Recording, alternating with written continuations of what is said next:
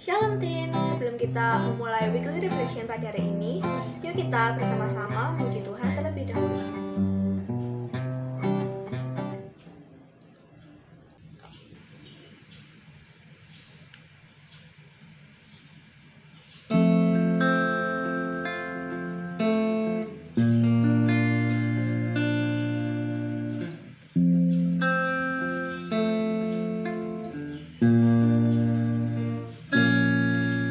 Tak ada yang dapat gantikan kasih-Mu di dalam hidupku. Kau ada di setiap saat, menopangku, menjagaku.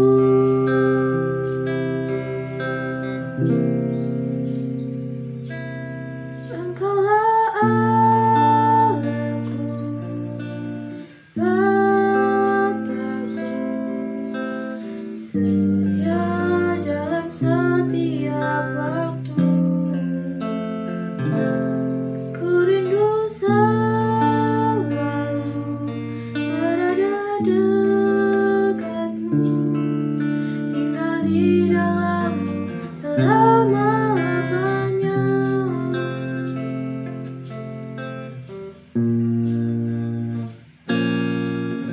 Tak ada yang dapat gantikan kasih-Mu di dalam hidupku. Kau ada di setiap saat, menopangku, menjagaku. Engkaulah Allahku, Bapa-Ku, setia dalam setiap waktu. Ku rindu selalu berada dekat-Mu, tinggal di dalam-Mu selama-lamanya. Engkaulah Allahku, Bapa-Ku, setia dalam setiap waktu. Ku rindu selalu berada dekat-Mu, tinggal di dalam-Mu selama-lamanya. Tinggal di dalam-Mu selama-lamanya. Tinggal di dalam-Mu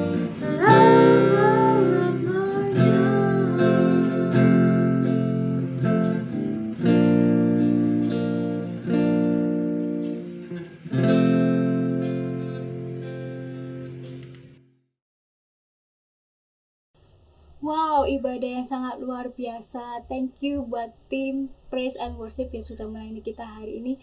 Dan welcome buat teman-teman yang baru join ibadah Teens hari ini. Gak terasa ya Teens, kita sudah melewati hari-hari ya. Gak terasa juga kita sudah berada di penghujung bulan Mei. Masih ingatkah tema Teens bulan ini? Ya, benar sekali. Tema Teens bulan ini adalah tentang karakter gitu ya. Di minggu ini aku akan membahas tentang ketaatan, atau aku memberi judul dengan nama Risk in Obedience. Oke, sebelum kita mendengarkan firman Tuhan, mari kita siapkan hati, siapkan pikiran kita, ambil catatan kita sama-sama belajar. Ketika kita mendengarkan khotbah, mendengarkan firman Tuhan, kita harus belajar untuk mencatat semua poin-poinnya gitu ya. Yuk sama-sama kita berdoa terlebih dahulu. Ya Bapa Allah yang kami sembah, terpujilah Engkau Tuhan, kami ucap syukur buat hari ini ya Tuhan. atas berkat-Mu yang luar biasa pada setiap kami. Dan sebentar Tuhan, kami mau mendengarkan firman-Mu. Kau yang siapkan hati dan pikiran kami, kiranya apa yang Kau tabur dalam hati kami dapat kami tuai Tuhan, dan menjadi berkat buat sekeliling kami ya Bapa. Terima kasih ya Tuhan, terima kasih Yesus. Hanya di dalam-Mu kami sudah berdoa dan mengucap syukur. Haleluya, amin. Oke, berbicara tentang ketaatan adalah hal yang mudah, tetapi melakukan ketaatan adalah perkara yang sulit, apalagi ketika kita berada di situasi yang sulit atau tidak mendukung.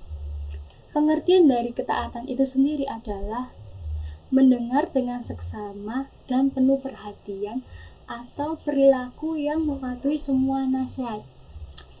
Contohnya nih, ketika kamu sakit gitu kan, kalian pasti akan pergi ke dokter, lalu dokter memberikan anjuran, memberikan sebuah resep untuk kalian minum obatnya. Kalian akan menaati semua anjuran dokter tersebut. Ya sama gitu, ketaatan seperti itu gitu. Di kondisi zaman sekarang ini ya, situasi kondisi saat ini gitu ya. Ketika pandemi masuk di Indonesia, lalu pemerintah memberikan protokol kesehatan gitu ya. Yang pertama harus memakai masker, mencuci tangan, menjaga jarak 1 meter dari lawan kita gitu ya, dari orang lain. Terus dilarang mudik, dan ada berbagai aturan yang harus kita taati gitu ya. Nah, secara nggak langsung gitu, pandemi ini membawa kita untuk belajar lebih taat lagi kepada Tuhan. Ada berbagai aturan yang harus kita taati jika kita semua masyarakat Indonesia ya, selalu hidup dalam ketaatan, mematuhi protokol kesehatan dari pemerintah, maka pasien pandemi akan berkurang gitu, dan semakin hari, dan percayalah bahwa pandemi ini akan segera berakhir. Oke, di sisi lain gitu ya, dampak dari pandemi ini membuat sebagian besar aktivitas kita berada di rumah gitu, dilakukan secara online, sekolah online, terus kerja online, semuanya online gitu kan. Tak jarang nih ya, banyak siswa gitu ya, termasuk aku yang mahasiswi ini, kita gampang banget nih untuk mendapatkan nilai secara instan. Contohnya saat kita ujian, kita langsung cari jawaban itu di Google, kita langsung tanya grup WA, grup Line, semua media kita gunakan untuk mendapatkan jawaban secara instan tanpa perlu belajar. Ngapain repot-repot belajar? Orang kita mumpung online nih, mumpung masih online ya, ngapain susah-susah repot-repot belajar semalaman suntuk gitu ya, untuk belajar untuk mendapatkan nilai yang terbaik. Mumpung masih online, ngapain nggak digunakan kesempatan itu ya? Tenang kok, tenang banget ya. Aku juga melakukannya gitu ya. Tidak sedikit banyak anak remaja saat ini mudah banget terpengaruh dengan hal-hal buruk di lingkungannya. Contohnya ya tadi itu, ngapain kita repot-repot belajar? Ada hal simple, nggak ribet gitu ya. Mending langsung aja tanya Google gitu kan. Mending langsung tanya teman gitu, karena kerjasama mbak teman kita. Ya, teman-teman kita ngelakuin itu semua di masa saat ini. Ngapain aku perlu repot-repot belajar? Nah, kita tahu gitu ya bahwa menyontek itu perbuatan yang salah gitu. Tetapi karena kita melihat teman-teman kita melakukan hal yang sama, maksudnya semua temen nyontek gitu ya, kita ya ikut-ikutan gitu. Mungkin karena kita takut kalau nilai kita jelek, terus atau kita takut dikira aneh oleh lingkungan sekitar kita, ya makanya kita ngapain repot-repot ya, kita mending ngikut teman aja gitu ya. Ya sama gitu kan. mumpung online nih, mumpung masih online, mumpung nggak dilihat oleh gurunya gitu ya, ngapain repot-repot belajar untuk mendapatkan nilai yang baik, padahal bisa banget kita cari jawaban itu dengan mudahnya tanpa bayar harga segitu beratnya saat kita masih sekolah offline gitu. Adam dan Hawa diusir dari Taman Eden bukan karena kurang doa, bukan karena kurang dipelihara oleh Tuhan, tetapi karena ketidaktaatan. Mereka makan buah itu, buah pengetahuan buruk dan baik, itu karena dilihatnya itu menarik. Sama seperti kita gampang tergoda dengan tawaran dunia. Godaan itu sedap gitu ya, berbuat dosa itu enak banget, nikmat gitu ya, gampang dilakukan. Terus secara logika, secara pikiran kita, ya bener juga ya, ngapain aku repot-repot belajar, ngapain aku repot-repot berusaha semaksimal mungkin untuk mendapatkan nilai. Ada hal yang lebih mudah dilakukan daripada daripada melakukan itu semua gitu ya. Misal kalian belajar gitu ya, ada hal lebih mudah yaitu nyontek daripada belajar. Kita berpikir bahwa itu masuk akal, Tuhan, lebih masuk akal. Berbuat curang itu lebih masuk akal, berbuat bohong itu lebih masuk akal, kan demi kebaikan orang, demi orang itu dia akhirnya bisa dapat nilai, demi orang tua nilaiku bisa lebih baik. Menurut kalian nih, apakah ketaatan tuh masih relevan sampai saat ini? Oke, ya menurut saya nih, menurut pribadiku, ketaatan itu masih relevan sampai sekarang dan bahkan sampai seterusnya. Kita tidak bakal tahu apa yang akan terjadi ke depannya. Kita nggak tahu besok terjadi apa, 1 tahun lagi terjadi apa, 5 tahun lagi terjadinya apa.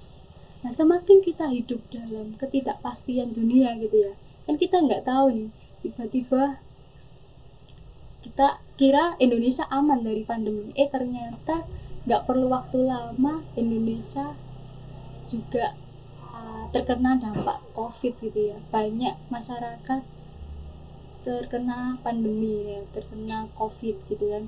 Kita nggak tahu terjadi apa selanjutnya gitu. Semakin hari kayak semakin kita hidup dalam ketidakpastian.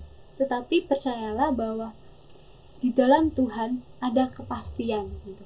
Apapun kondisi saat ini, keadaan dunia boleh berubah, kita harus tetap firm, tetap berdiri teguh gitu. Maka dari itu kita perlu ketaatan gitu ya. Kita harus tetap taat, tetap setia dengan Tuhan, supaya kita nggak mudah banget diombang-ambingkan oleh perkataan-perkataan yang bukan berasal dari Tuhan itu sendiri. Maka dari itu setiap perintah gitu ya, entah itu dari pemerintah, dari orang tua kita, dari siapapun yang memberikan nasihat kepada kita ya, kita harus belajar taat gitu guys. Apa sih dampak dari hidup taat ya? Nah, kita belajar dari tokoh Daniel. Pasti sudah sering dengar gitu ya, tokoh Daniel itu siapa dan apa sih yang dilakukan dia. Nah, sebelumnya kita buka di Daniel 1 ayat 8 sampai 10. Oke, ayat 8.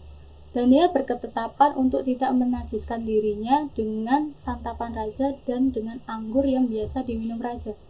Dimintanyalah kepada pemimpin pegawai istana itu supaya ia tidak usah menajiskan dirinya. Ayat 9. Maka Allah mengaruniakan kepada Daniel kasih dan sayang dari pemimpin pegawai istana itu. Ayat 10. Tetapi berkatalah pemimpin pegawai istana itu kepada Daniel, aku takut kalau tuanku yang telah menetapkan makanan dan minumanmu berpendapat bahwa kamu kelihatan kurang sehat daripada orang-orang muda lain yang sebaya dengan kamu, sehingga karena kamu aku dianggap bersalah oleh raja. Kita tahu gitu ya bahwa Daniel itu seorang tokoh yang luar biasa yang hidup dalam ketaatan, bahkan ketika dia tidak patuh gitu, maksudnya karena dituduh gitu ya, dituduh oleh orang-orang sesamanya, dia bakal masuk di gua singa gitu. Nah, kenapa sih Daniel berketetapan atau memegang prinsip untuk tidak memakan daging dan meminum anggur? Punya usut nih ya, ketika aku searching di Google mencari referensi yang lain, makanan daging dan anggur yang diberikan kepada Daniel adalah makanan yang sama disajikan oleh raja, tapi makanan yang disembahkan oleh raja itu berasal dari makanan persembahan berhala. Nah, makanan-makanan tersebut dan minuman itu melanggar hukum Allah gitu loh. Karena Tuhan nggak ada hukumnya gitu loh. Ketika kita memakan sajian kepada berhala itu ada aturannya gitu loh, ada hukumnya. Tuhan nggak suka gitu loh. Dan itulah yang dipegang Daniel dan teman-temannya gitu, Sadrak, Mesak, dan Abednego. Di ayat 12 Daniel mengatakan, adakanlah percobaan dengan hamba-hambamu ini selama 10 hari, dan biarlah kami diberikan sayur untuk dimakan dan air untuk diminum. Sesudah itu bandingkanlah perawakan kami dengan perawakan orang-orang muda yang makan dari santapan raja, kemudian perlakukanlah hamba-hambamu ini sesuai dengan pendapatmu. Singkat cerita gitu ya, Daniel berprinsip untuk tidak makan daging dan minuman anggur gitu ya. Daniel meminta supaya selama 10 hari gitu ya, anggap aja puasa gitu, 10 hari dia tidak makan dia tidak memakan daging, diganti dengan sayur dan air putih saja gitu. Dia kayak membuktikan bahwa pemeliharaan Tuhan itu lebih luar biasa ketimbang raja itu gitu.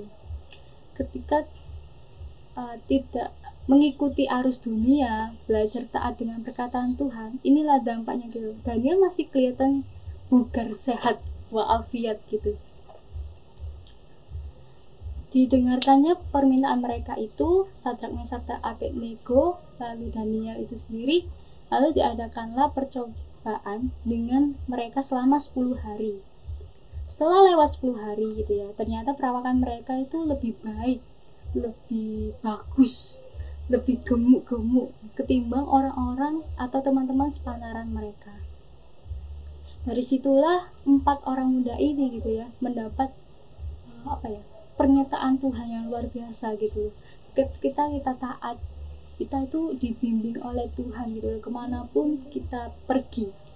Ketika kita taat dengan suara Tuhan, ketika kita taat dengan firman Tuhan, pasti segala apapun yang kita lakukan itu berjalan dengan Tuhan gitu, berjalan di jalannya Tuhan.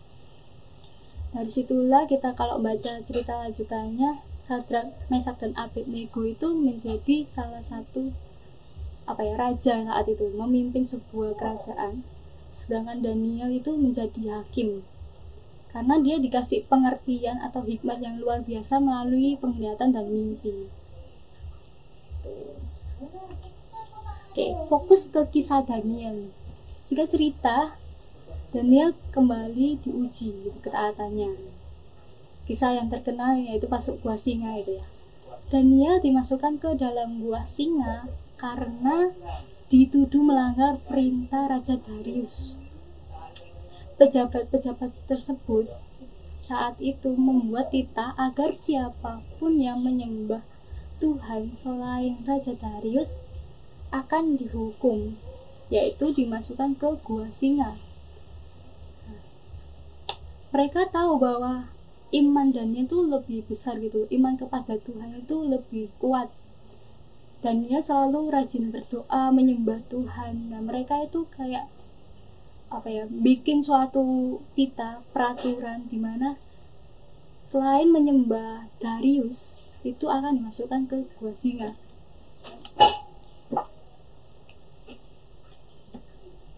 Nah, mereka hanya bisa mencari alasan dari kebiasaan Daniel berdoa 3 kali sehari kepada Tuhan. Di Daniel 6 ayat 10 kalau kalian baca di rumah. Nah, pejabat-pejabat ini membuat Raja Darius membuat tuduhan bahwa Daniel itu tetap berdoa kepada Tuhan gitu. Dan akhirnya singkat cerita Daniel dimasukkan ke gua singa. Namun hebatnya Daniel itu tidak terancam dengan peraturan tersebut gitu. Ia tetap menyembah Tuhan. Dia tahu bahwa aturan yang dibuat oleh raja ataupun pejabat-pejabat itu melenceng dari Tuhan, melenceng dari aturannya Tuhan. Dia tetap berpegang prinsip untuk mengikuti perintah Tuhan. Ya, ketika kalian mendapatkan suatu aturan gitu ya, coba dicek lagi apakah itu sesuai dengan kemauan Tuhan atau memang itu percobaannya kita gitu ya. Nah, di saat itulah perbanyaklah berdoa gitu loh. Banyak-banyaklah di zaman-zaman saat ini, perbanyaklah berdoa, banyak-banyaklah baca firman Tuhan. Karena kita benar-benar berada di kondisi dimana kita itu gampang banget diombang-ambingkan gitu loh. Kalau kita nggak punya stand firm yang luar biasa, kita nggak punya iman yang luar biasa, kita nggak punya hubungan pribadi dengan Tuhan, maka kita gampang banget mudah digoyahkan gitu loh. Kayak iblis gampang banget cari celah kita supaya kita jatuh dalam dosa. Oke. Nah, sejak kejadian itu gitu ya, Daniel tetap menyembah Tuhan. Daniel akhirnya dimasukkan dalam gua singa. Dan ketika masuk di gua singa, ternyata Raja Darius melihat ada singa-singa tersebut tidak memakan Daniel. Gitu. Sejak saat itulah Raja Darius mulai percaya gitu pada Tuhan. Darius pun membuat titah agar siapapun yang menuduh Daniel akan dilemparkan ke gua singa. Sejak saat itulah Daniel lebih disayang lagi oleh Raja Darius. Nah, ketaatan itu selalu mendatangkan mukjizat teman-teman, karena Tuhan selalu berada di pihak orang yang benar. Rintangan dalam menuruti firman Tuhan memang banyak dan sulit gitu. Tantangan tuh lebih sulit. Semakin kita percaya Tuhan, semakin kita menaruh iman pada Tuhan, semakin kita berharap dengan Tuhan, akan banyak hal, bukan ujian ya, kayak kita akan diuji lebih gitu loh. Seberapa besar kamu menaruh iman kepada Tuhan. Disitulah proses ketaatan, pengujian iman kita kepada Tuhan. Seberapa besar hubunganmu, seberapa dekat hubunganmu dengan Tuhan. Akan banyak hal, akan ada saja yang membuat kita menjadi ragu atau bahkan malas dalam menuruti firman Tuhan. Contohnya simpel itu tadi gitu loh. Ngapain aku repot-repot belajar, ngapain aku repot-repot bikin catatan tulisan, kalaupun aku belajar ternyata di ujian nggak keluar gitu. Kita jadi ragu nih, masa bisa Tuhan menjawab semua doaku, masa bisa sih semua permasalahanku dapat teratasi gitu kan. Kita jadi ragu gitu loh. Kita jadi malas untuk sate. Siapa sing saat ini mulai jarang sate, yuk sama-sama mulai ambil komitmen kembali untuk tetap dengarkan Tuhan, dengarkan perintah Tuhan, baca firman-Nya setiap hari.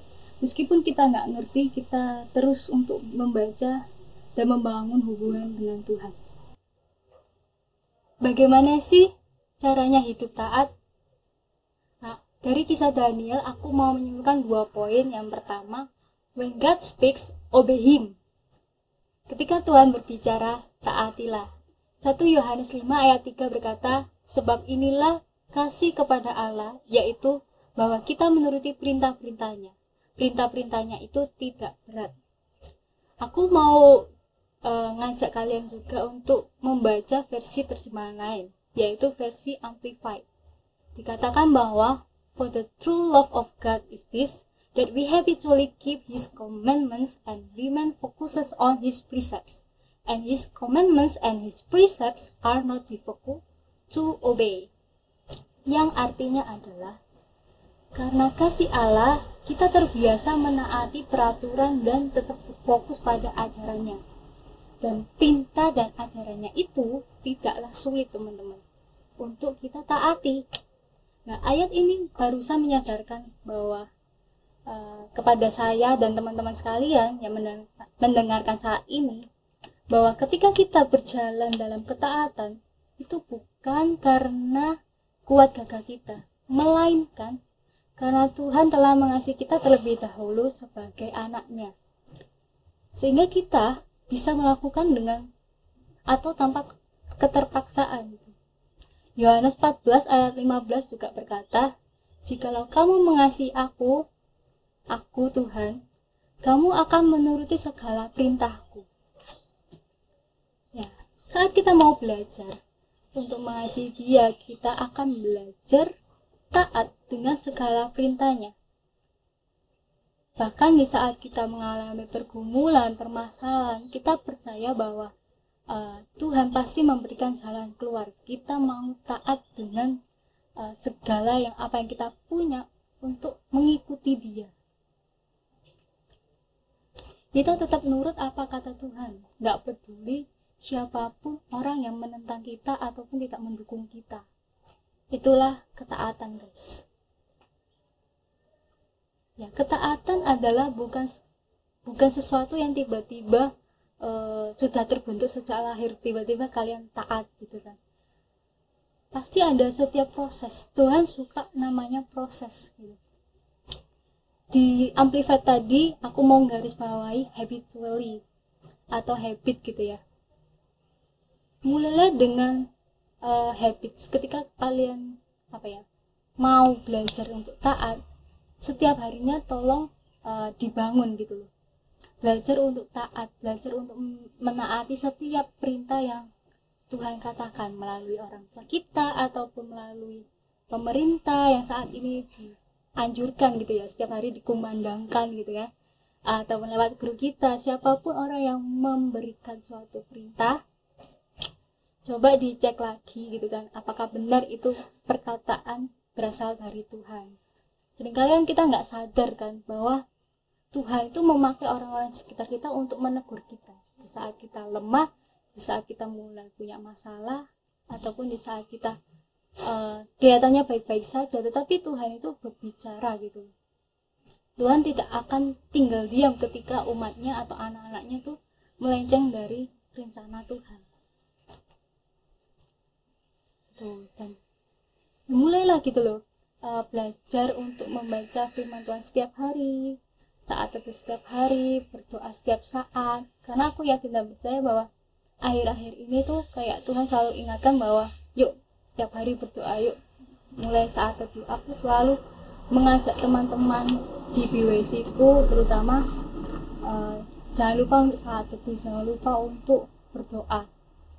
Karena semakin hari itu dunia itu semakin digoncangkan gitu, dan kondisinya semakin gak nentu, dan kita itu hidup di dalam ketidakpastian.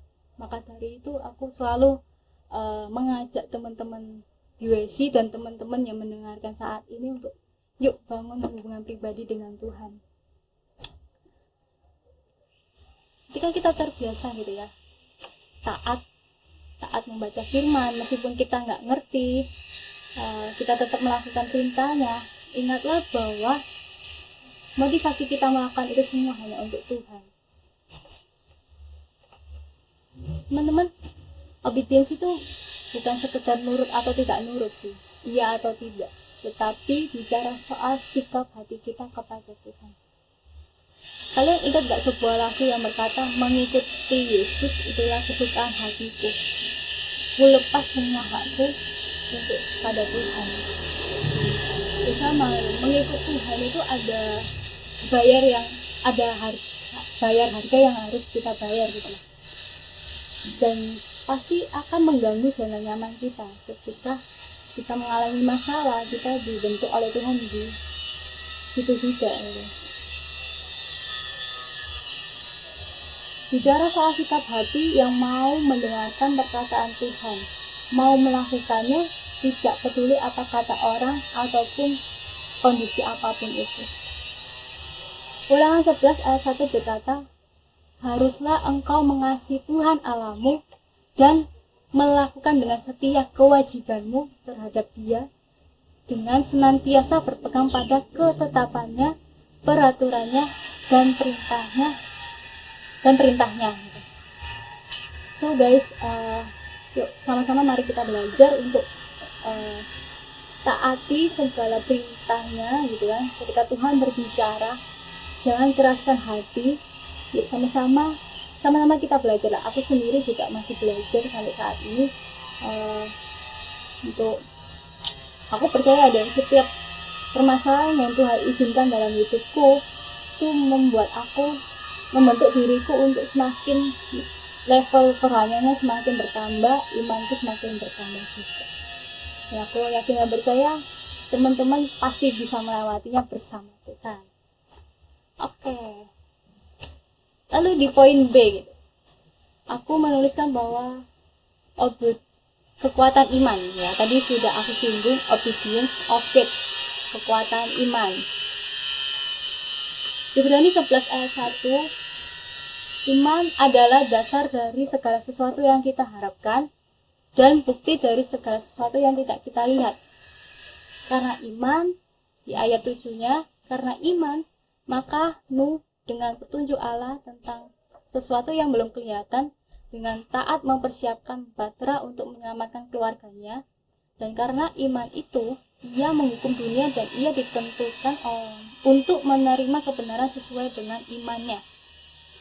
Lanjut lagi di Ibrani 11 ayat 8, karena iman Abraham taat ketika ia dipanggil untuk berangkat ke negeri yang akan diterimanya menjadi milik pusakanya. Lalu ia berangkat dengan tidak mengetahui tempat yang ia tuju. Ketaatan adalah bukti tindakan iman. Ketika kalian percaya bahwa Tuhan selalu ada bersama kita, di saat itulah kalian sudah memutuskan untuk hidup taat. Sedangkan ketidaktaatan adalah hasil dari ketidakpercayaan. Jadi ketika kalian tidak percaya, ketika kalian ragu, di saat itulah kalian berjalan ke zona yang ketidaktaatan. Ketidaktaatan lawan dari taat muncul di saat kita mulai ragu dengan apa kata Tuhan. Ketika jawaban doa yang belum dijawab oleh Tuhan, kita mulai mempertanyakan, Tuhan, benar nggak sih ini kata Tuhan? Benar nggak sih? Kayaknya ini bukan Tuhan deh. Ini kayaknya cobaan untuk aku yang jarang sate. Jangan. Itu bukan perkataan Tuhan, itu adalah perkataan iblis yang mengintimidasi diri kita. Saat kita menerima ujian, menerima cobaan, itu melatih kita buat supaya hidup taat. Di saat kamu merasa nggak mampu, di saat itu juga kamu harus meminta kekuatan lebih dari Tuhan. Ketaatan tidak dapat dilepaskan dari iman. Ketaatan adalah bagian atau bukti dari iman. Ketaatan didasarkan atas motivasi tertentu, tetapi tidak ada cara lain untuk mewujudkan iman kecuali dengan ketaatan. Alkitab sudah menjelaskan gitu ya, tokoh-tokoh Alkitab yang ada di dalam Alkitab itu, orang yang hidup dalam ketaatan itu sebagai wujud dari iman kita, iman mereka gitu. Mereka percaya bahwa Tuhan selalu bekerja mendatangkan kebaikan. Itu adalah bukti dari wujud iman mereka. So guys, ketika kita mulai kompromi nih dengan namanya dosa, mulai bolong sate, mulai jarang baca Alkitab, mulai jarang berdoa sama Tuhan, kita mulai memberikan celah untuk iblis masuk merasuki pikiran kita, hati kita. Ada kata-kata intimidasi yang membuat kita down. Nah, di saat itulah Tuhan nggak bakal tinggal diam gitu. Tuhan pasti akan mengirimkan orang-orang yang bersedia untuk menolong kembali ke jalannya Tuhan gitu. Jangan sampai kita membuat celah pada iblis. Jangan sampai kita merasa perkataan iblis itu ada benarnya. Jangan sampai. Ketika kita mulai kompromi, ketika kita mulai memberikan celah kepada iblis, di saat itulah kita sedang berjalan di zona ketidaktaatan. Hati-hati itu guys. Maka dari itu aku sangat menyarankan untuk selalu berdoa setiap saat, bangun hubungan pribadi dengan Tuhan, baca Alkitab. Meskipun kalian sudah bosan mendengarkan itu, tapi memang itulah jalan satu-satunya gitu. Di dalam ketaatan kita semakin dekat masuk ke dalam rencana Tuhan. Ketika kita semakin mendekat diri pada Tuhan, kita melakukannya itu dengan tidak dengan terpaksa gitu, melakukannya dengan segenap hati, karena kita percaya bahwa Tuhan selalu bersama dengan kita. Kita percaya bahwa Tuhan selalu menyertai kita, memberikan kekuatan setiap kita. Ketika kita semakin dekat masuk ke dalam rencana Tuhan, semakin dekat dengan momentum waktunya Tuhan, percaya atau tidak, aku yakin dan percaya lewat pandemi ini kita sedang dibawa oleh Tuhan masuk ke dalam zona pertumbuhan iman, zona ketaatan milik Tuhan. So guys, maukah kamu, kita semua berjalan dalam zona ketaatannya Tuhan? Meskipun terlihatnya sulit ya, meskipun gampang banget diomongkannya ya, nggak mungkin kan. Sebagai manusia pasti itu sangat benar-benar mengganggu zona nyaman kita. Dan aku sendiri pun masih belajar gitu untuk tetap hidup dalam ketaatan. Meskipun sering banget jatuh gitu, aku sering banget jatuh dalam dosa, tapi aku langsung kembali bangkit untuk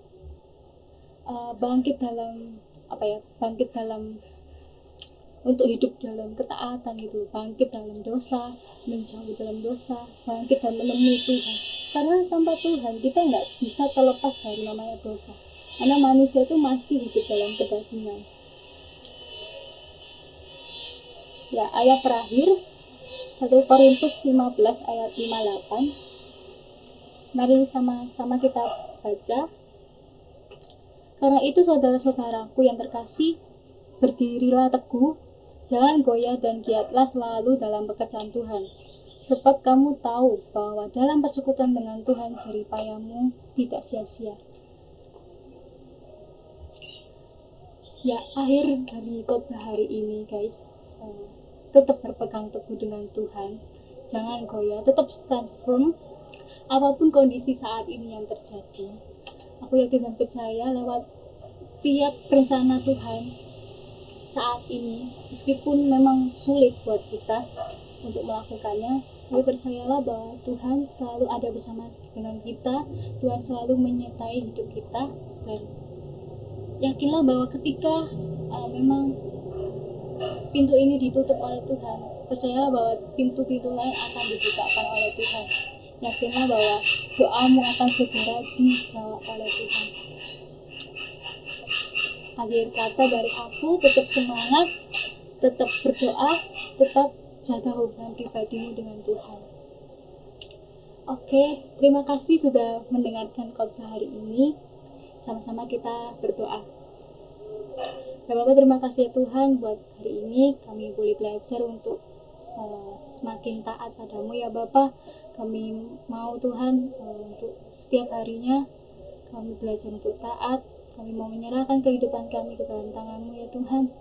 Kau yang bantu Roh Kudus untuk setiap harinya kami hidup dalam ketaatan. Ampuni setiap kami jika kami masih hidup dalam ketidaktaatan-Mu ya Bapak. Kami masih kompromi terhadap dosa ya Tuhan. Kami masih kompromi dengan zona nyaman kami ya Bapak. Terima kasih ya Tuhan, kiranya melalui firman-Mu ini kami belajar Tuhan untuk memperkatakan setiap firman yang sudah disampaikan pada hari ini ya Bapa. Terpujilah-Mu Tuhan. Aku berdoa buat teman-teman yang sedang dalam ujian ya Bapa, Kau yang berkati, Kau yang sertai